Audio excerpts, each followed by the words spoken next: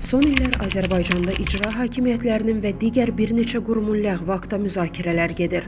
Əsas müzakirə isə rayon şəhər icra hakimiyyətlərinin daha çevik mexanizmlə əvəzlənməsi istiqamətindədir. Bildirilir ki, bu köhnəlmiş sistem olduğu üçün həm rüşvət və korrupsiyaya asan imkanlar yaradır, həm də idarə etmədə ləngimələrə, bürokratiyaya gətirib çıxarır. Prezident İlham Əliyev yanvarın 5-də yerli televiziya kanallarına müsahibəsində bu mövzuya da toxunub.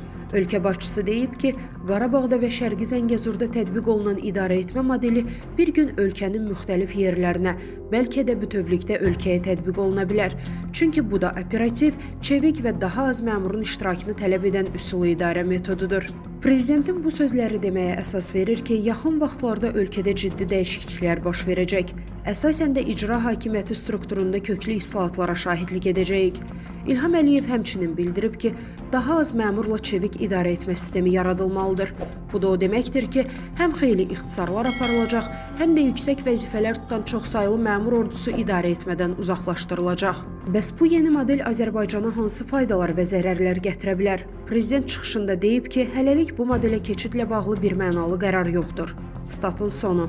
Əziz izləyicilər, xəbərlərdən məlumat əldə etmək üçün kanalımıza abunə ola bilərsiniz.